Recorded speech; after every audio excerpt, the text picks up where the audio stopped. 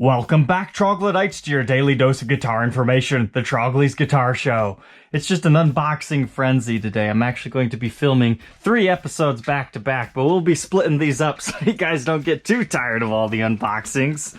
But today's episode is all about a collection of guitars that I actually purchased from an old buddy of mine. He's a very distinguished collector of black guitars, but he's wanted to make some studio upgrades, audio upgrades, and just kind of pare down the collection because he recently just moved. And it's actually that same collector buddy that I was talking about in that one episode that he referred me to his friend, and then some shop tried telling him that I sold him a fake guitar.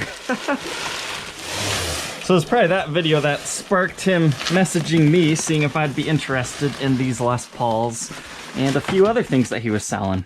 So I can guarantee you, all 3 of these things that I purchased from him is going to be pretty darn nice. So first things first, Gen 3 chainsaw case, so that puts us within the 80s. Looks like we've got 2 latches, this back one's missing, and of course, the Gibson patch is missing. But inside, as long as the guitar's not missing, I think we're okay. Looks like a black Les Paul Custom. He has like a huge collection of these things.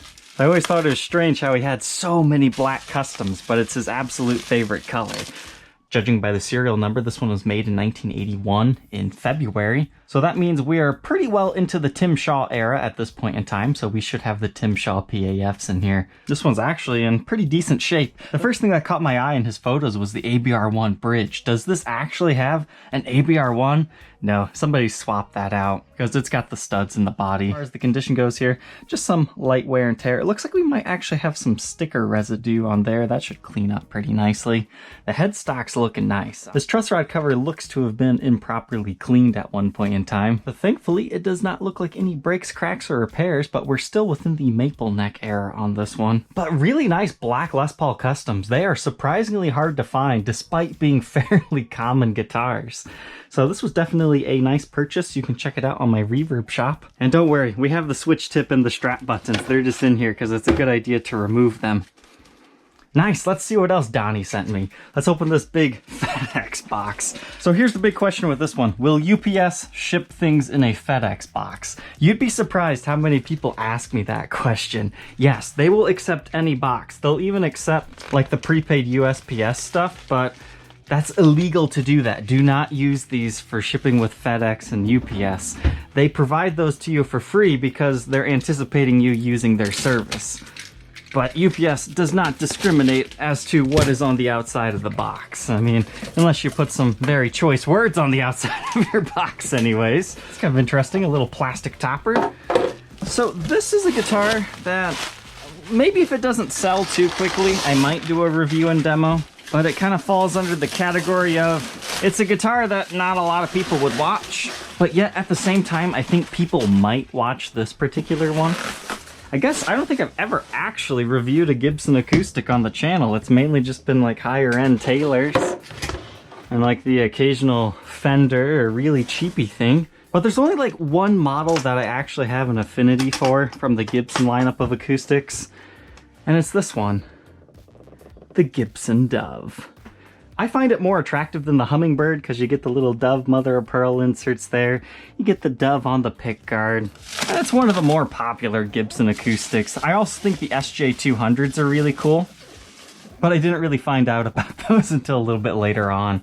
So this is a 2011 Gibson Montana Dove. And the thing about this one is it's black. The black Doves are associated with Elvis, and they don't make too many non-signature ones just like this one. And I actually had somebody looking for one of these lately, so I think I can definitely help hook them up with this one because it just kind of came up for sale. There's something loose in this guitar though. Looks to me like our battery pack or whatever the internal system is has come loose during shipping. It looks like it's just on some sort of a Velcro, so I'll have to take the strings off and figure that out, but I'm sure it works just fine. So I guess I will leave it up to you guys. Do you want to see a review of the black Gibson Dove, or should we just, send this one on to its next home? So I'll leave that one up to you guys. Leave me a comment. If there is 500 comments that has the word Dove in it, I'll do the review. And it looks like somebody played this with like some deodorant. I know sometimes that happens just when I play on the guitar, so I'm hoping that that'll polish out okay. It looks like it should.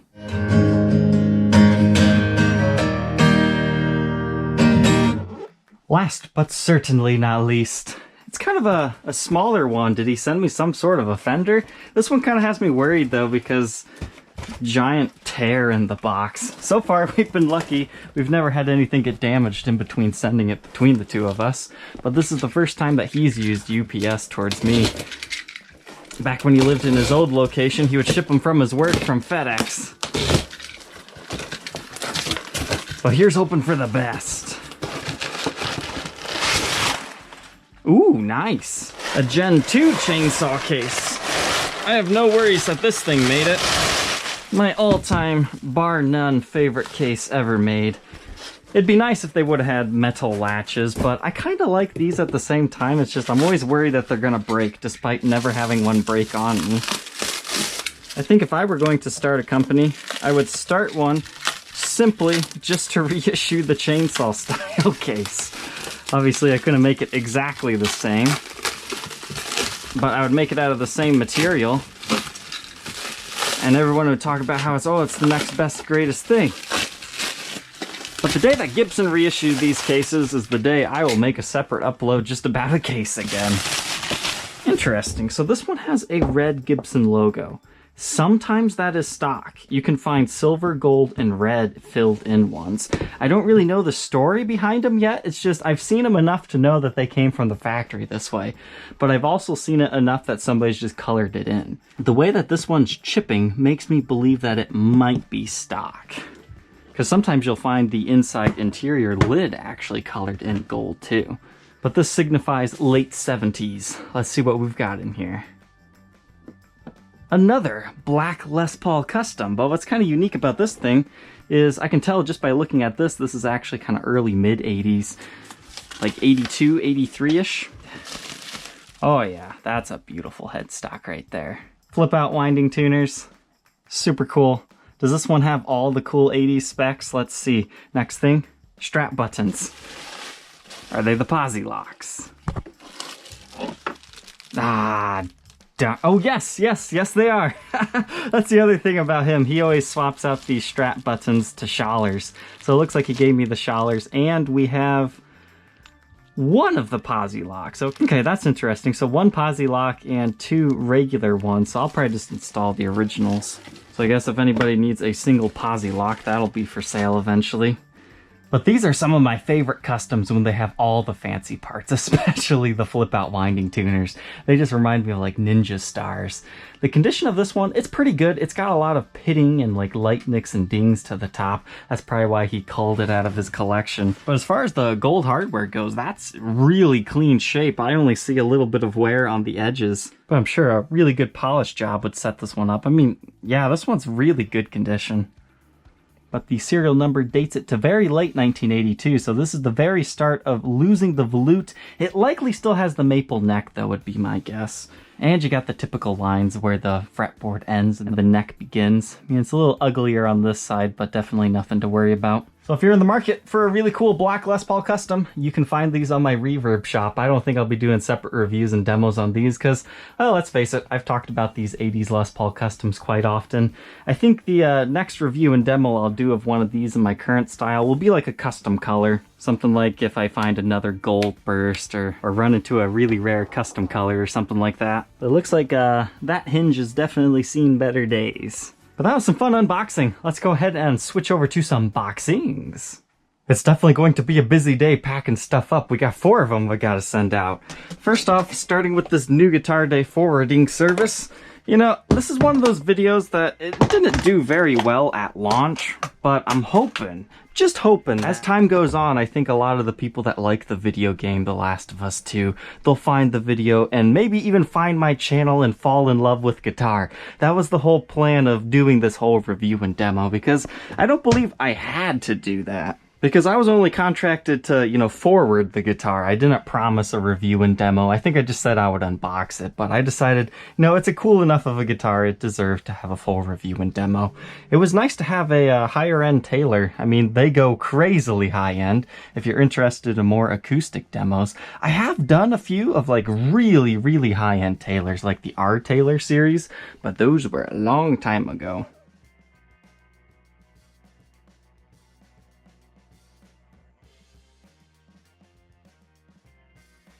And our next one here, man, I tried to keep this guitar, guys.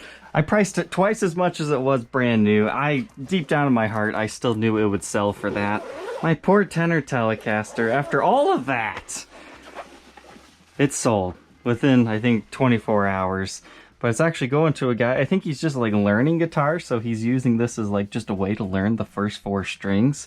I'm not sure if that's the best plan, but it is one way you can use a tenor guitar. I mean, there's so many different ways. But at the same time, if you were to pick up a cheapy guitar that's designed for that, I know there's the Lug series of instruments that are 3 strings. The difference between that and this is you'll probably still want to keep this, forever, because tenor guitars, they have their own little niche thing that you can do with them between all the different alternate tunings, including the standard tuning. And I seriously see these things being collectible, as long as Fender doesn't mass produce another run. Because I've seen them sell multiple times for $1,000. I thought it was a little bit crazy, seeing as they're $499 brand new. And I was even upfront and honest in my ad. As long as people know that they're paying a premium for it because it's available, I have no problems with it. But as we're finding with the Adam Jones signature guitars, I'm not sure when this episode will air. Hopefully those aren't out yet. But people are scalping the pre-orders like legitimate dealers. $5,000 to $6,000 plus over what Gibson told them to sell it for. And I think people are only paying that much because they don't realize that they're paying over it. But let's go ahead and get our tenor Tele packed up.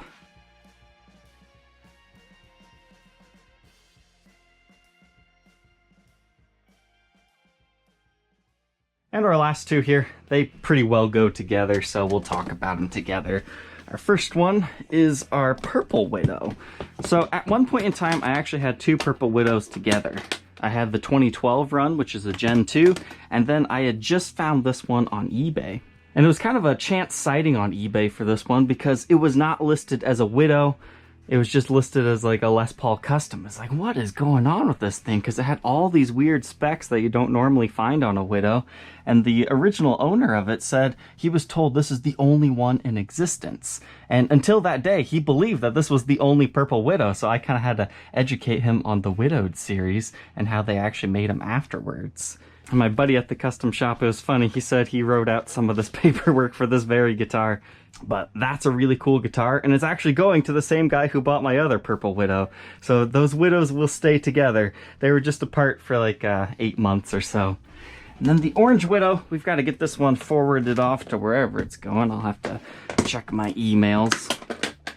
But I have a newfound respect for Orange Widow, and I had so many people I didn't watch till the end of the video and me telling that it's not available for sale. So many people wanted to buy this guitar, and I totally get it. Once again, newfound respect for Orange Widow, and this is just a fantastic example. It might have took forever to get here, but it was definitely worth it. What a cool guitar.